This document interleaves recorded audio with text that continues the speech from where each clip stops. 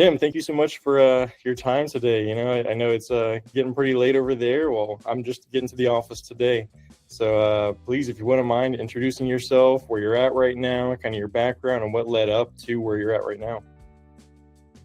Yeah, fair enough. So I'm Tim Grassin. I'm a founder based in Bangkok, Thailand. So as you said, it is quite far away and on a complete different time zone. But yeah, I've been based in Southeast Asia for a little while now, over 7 years. I was in the Philippines prior to coming to Thailand. I'm building my fourth startup in the Kubernetes space, or in DevOps, if you're not familiar with Kubernetes. Prior to that, I had a Fintech in the Philippines. What started as a buy now, pay later turned into a salary lender, which we sold to a bank about 3 years ago. And that's when I decided to make my move and choose another country to explore. Been here for 2 years now. Nice. Why Bangkok, of all places? Of all places, well, my wife is Korean, so we wanted to stay in Asia. My parents came to Thailand every year for the last 20 years. So if I wanted to be somewhere, I'd see them for sure. That Thailand was a good idea. But then I did a spreadsheet of all the different criteria I was looking for in terms of, living, quality of infrastructure, of schooling, food scene, accessibility, cost of living, all of that good stuff, put it on a spreadsheet, and Bangkok came out on top. So I went there to experiment and to see if the math added up in real life, and fell in love. And so, yeah, it's been 2 years and I have no plans to move anywhere else. I love it, man. Awesome. All right, so I want to hear more about your startup first before we get back into kind of the Thailand and entrepreneurial scene over there. I actually am very interested in this one in particular because I worked at a previous startup called Kodiak.io, and we were working in the DevOps space. We were trying to make the UI of Kubernetes as easy to use as Netflix. And as you know, Kubernetes is not as easy to use as Netflix. So please, if you wouldn't mind telling me kind of is it Kubegrade or Kubegrade? Yeah, well, it's pronounced Kubegrade. A lot of people see the logo and they say Kubegrade, like I guess Kubernetes, but there's no R, so it's just Kubegrade. Yeah, that's what tripped me up, and I was like, I better ask. No, it's good. It's good. Most people just pronounce it. I really don't care, to be honest. It's Kubegrade if you want to invest in us, or if you want to be a client, it'll be Kubegrade for you. But no, Kubegrade. Originally, the name Kubegrade came from the fact that my co-founder and CTO, he's been in DevOps for 20 years, had a DevOps agency in San Francisco, started working with Kubernetes 8 years ago, became 95% of their workload. And he identified a pain point within Kubernetes cluster upgrades. And so he built a tool for their agency and came to me with an idea to spin it out into a full-blown SaaS. And at the time, it was really just helping create upgrade plans for your Kubernetes clusters, and to sort of identify all the components on your clusters, identify deprecated APIs and all that good stuff, and give you an upgrade plan. Hence the name Kubegrade. We've since then evolved quite a bit, and now we're sort of a lifecycle management tool. We build agentic workflows to sort of troubleshoot, upgrade, cost attribute, do security and compliance audits and remediations, all of that purely on Kubernetes. While the only thing we do is really connect to your clusters with sort of a lightweight read-only agent that collects metadata, feeds it to our MCP server, allows us to build context about your clusters, and then identify errors, and using external MCPs with things like Helm, Terraform, and all that good stuff, and also plugging into your infrastructure as code, so plugging into your GitOps or whatnot. We're able to generate PRs that remedy all of the issues on your clusters, and then submit them to your GitOps for you to review and maintain a human in the loop. So that's kind of the product. It's going well. It's been about 6 months since we raised our... I definitely want to hear kind of what your customers are saying, but for my less technical audience, who is your typical customer for this? Who has a need for this product? Right. So for some people, Kubernetes just is a word they've never heard of. But if you've heard of Kubernetes, it's probably one of the fastest growing technologies in the infrastructure stack. So if you're a company that uses data centers, cloud or on-prem, and you're kind of a data heavy company, you'll most likely be at least looking into Kubernetes, if not using it full blown. So it's that technology, but unfortunately it's a technology that's amazing to use. But as you mentioned earlier, and you guys knew already, it's rather complex to manage, and it requires sort of a pretty bloated DevOps team. And stuff happens and blows up constantly. And if there's so many dependencies in the Kubernetes space that if something blows up on like one component and if API is deprecated, it can blow up your whole cluster and affect your entire sort of production environment. So it's a very sensitive topic, but extremely it's one of the most performant technologies out there. So we're just here to try to make it as easy as possible for DevOps team and avoid them a lot of sort of manual hassle, or avoid them having a bunch of different scripts patched together that might break and they have to maintain constantly. Just make it as breezy as possible. And we're really focusing more on sort of the larger mid-sized to enterprise clients that have more complex infrastructures, are maybe multi-cloud or running an on-prem environment, and are not fully covered by the managed services that the hyperscalers have. So we have clients using AWS, Google Cloud, Azure, have on-prem environments, etc. And we're able to allow them to visualize all of their clusters in one pane of glass, and then remedy all of the different issues in one place without having to patch a bunch of different tools, open source, instead having everything in one place and something that works out of the box, basically. Nice. Love it. Kind of going more on the business side, how did you and your partner go about kind of talking to your first few customers? How did those conversations go? Well, so it's an enterprise place, so it's rather difficult to get in front of the right people. You kind of have to build the momentum. You have to start finding your way or weaseling your way through the ladder inside an enterprise. So my thing is that before building Kubegrade, I was running a fintech, and I had sort of stumbled upon the idea that founder-led sales was a much more powerful tool than just blasting out emails and bland LinkedIn connections. And what I started doing is writing a lot of content on LinkedIn, and that sort of created an aura around me about a specific topic. And when I was reaching out to people, they already knew or had read about me on LinkedIn and whatnot. So I've been recreating that same model for Kubegrade. Luckily, my co-founder, Caleb, he's been an industry veteran in San Francisco. So he's a huge network in person and online. So we're leveraging those things. So we're writing a lot of content on LinkedIn, on X, on Reddit, sort of trying to build sort of an inbound motion as opposed to focusing purely on outbound. That being said, we are still quite successful with cold LinkedIn outreach these days. The whole thing is just making sure we identify our ICP as precisely as possible, and if possible, adding a few signals to our ICP definition. Meaning, for example, if we notice that an organization is hiring a lot of Kubernetes engineers, that might be a signal that they're having trouble managing their platform, or they're scaling their Kubernetes. So that might be a good time to get in. Or if we see that there's a new CTO in place or a new digital transformation chief, we'll go after them, because usually they want to restructure their organization and they're looking for new tools. So we're trying to enrich our ICP with different signals and doing outreach that way. We've also used a very, in my opinion, clever hack where we've been sort of monitoring a bunch of different GitHub repos that are related to Kubernetes cluster management. And we've been de-anonymizing all of the developers taking actions on those repos, so starring them, commenting, merging, etc., or cloning them. And we're using that data we de-anonymized to reach out to them on LinkedIn and kind of, in a timely manner, say, hey, are you working on Kubernetes these days? What are you struggling with? We know exactly what they're working on because we see them and all their actions on that repo. And the response rate is around 45% on those outreaches. So that's a hack that we've been using it. That's allowed us to have a ton of conversations with, companies as small as a startup or as big as Accenture with thousands and thousands of clusters under one client alone. So, the possibilities are endless. I like it.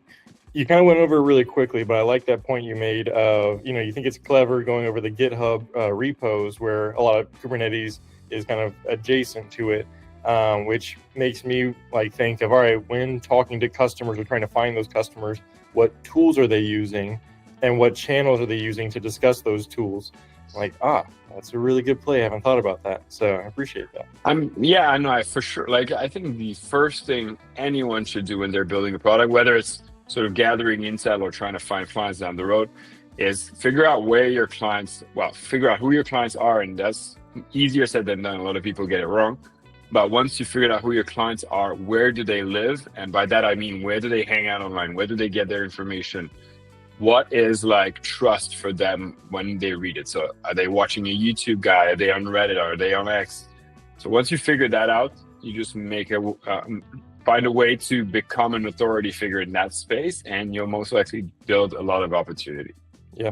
We're actually kicking off this week our next Startup Accelerator program, here with all the students at University of Wisconsin. And we got one yesterday I talked to who he's trying to create a fitness app for triathlon runners. And, we were trying to brainstorm some ideas of how we can find his customers to do some market research. And my mind immediately goes to all right, what sort of triathlon, Reddit pages and groups can you find? But I didn't even think to look at, all right, what sort of devices are they using? And then what sort of channels do those devices have, which is a secondary shoot. So really cool stuff. Yeah, fair enough. Yeah. Nice. Yeah, you gotta think outside the box, honestly. There's so many ways to get to people. Yep. So where are we at right now, and what's the hope for Kubegrade to go in the future? Yeah, so we're still super early stage. We raised a pre-seed in January. We've been using that to build. Thankfully, we're in Southeast Asia, so our runway is pretty extensive with $500,000.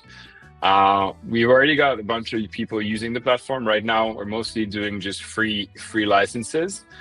We got a couple big enterprise POCs that are under negotiations. I just literally, before this call, got an email asking final questions for the environments they're setting up for our POC. But we're talking mega enterprises, top 2 telcos in Taiwan, for example, things like that, banks in the Philippines. So that's where we are now. Our goal is to have, I'd say, 3 to 5 paid POCs by the end of 2025, allowing us to sort of fine-tune our product and, get all the edge cases in before going mass in terms of scale. And then early 2026, press the gas pedal and do our fundraise for the seed round to accelerate our growth. Just to make sure I got this right, you said you raised $500,000 for the pre-seed? Yes. Where did you raise that from? Singapore, from an accelerator in Singapore. Gotcha. So this is one area that we haven't been able to go too deep into. So you're in Thailand, you raised from Singapore. Any complexities there, kind of cross-border accepting money or? Well, okay, so you'll see this if you explore Southeast Asia, is that unless you're in Hong Kong or Taiwan or Korea or Singapore, everyone in Southeast Asia is incorporated in Singapore, because no investor will invest in a kind of risky country like Thailand, Vietnam, Indonesia and whatnot. Indonesia is a little different, but the other countries, most people have issues with potential government issues, potential Forex risk, etc.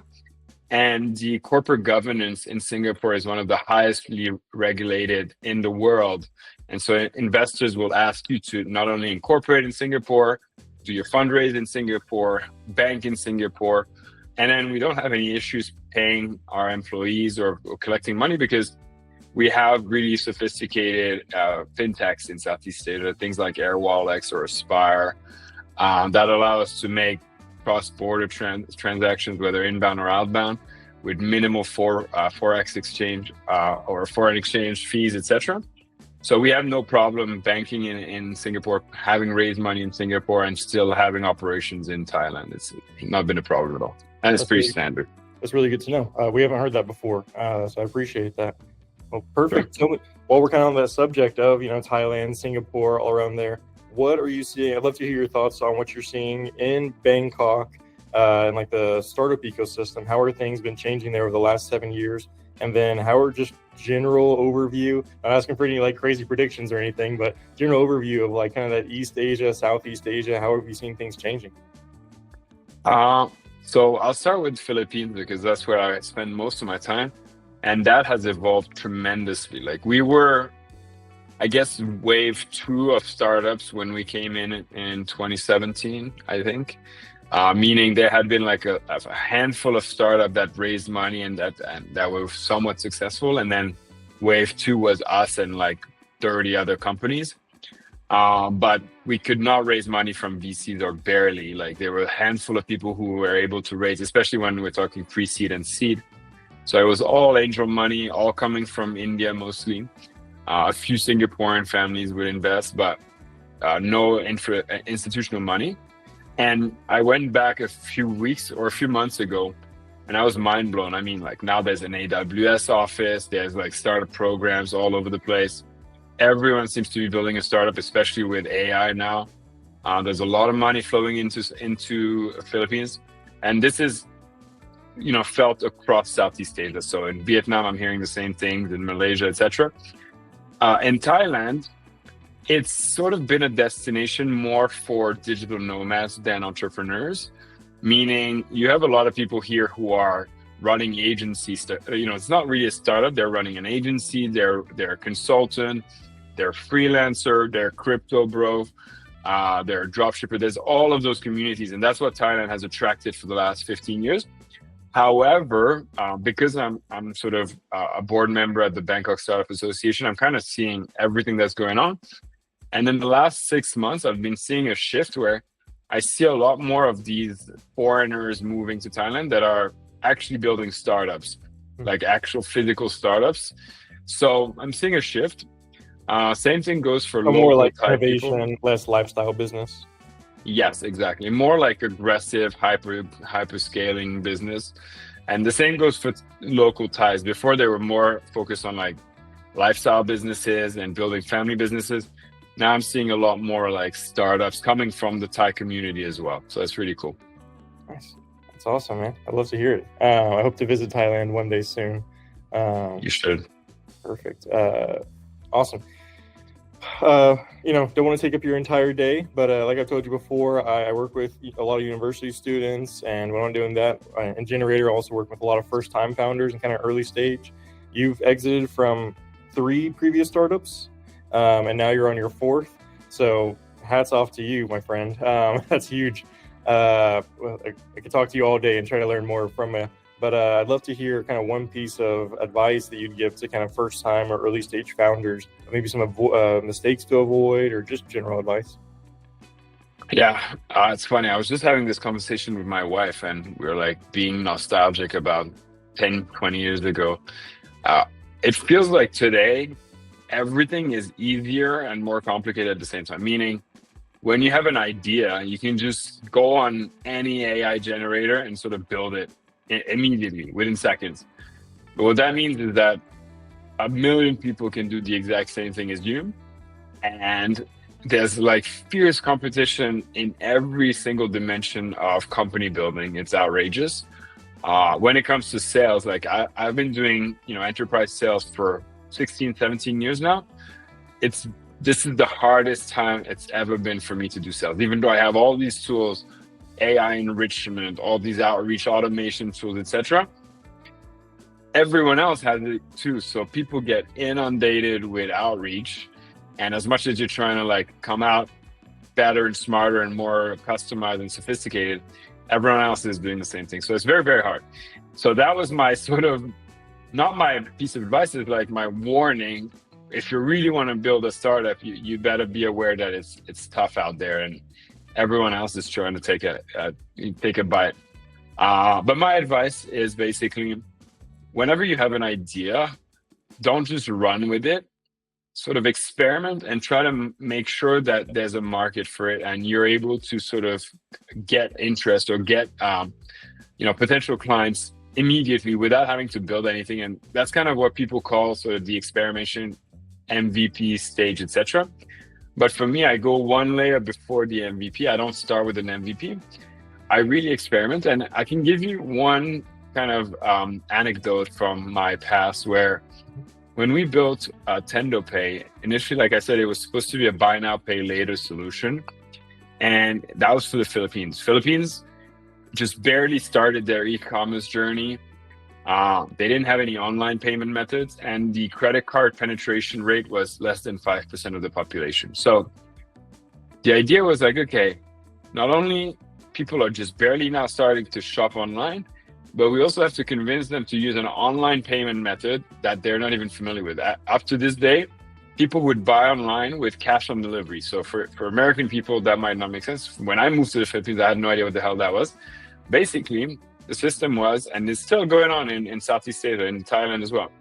You buy something, you buy with cash on delivery. When you get delivered, you have to pay the delivery guy the exact amount of your item, and they'll go and deposit it.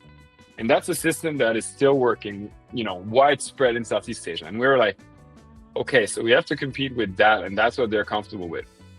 So in order to experiment and to figure out if there was a market for this, what I did is I said, hey, I know that Filipinos love their sneakers.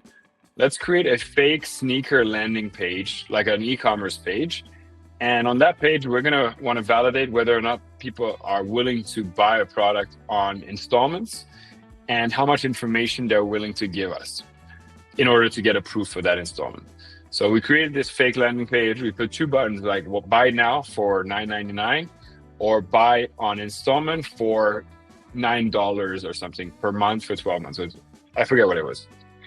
That was the first thing. And the second thing is if you clicked buy on installment, you'd get like a Typeform style page that asks you for a bunch of personal information, financial information, job information, even references.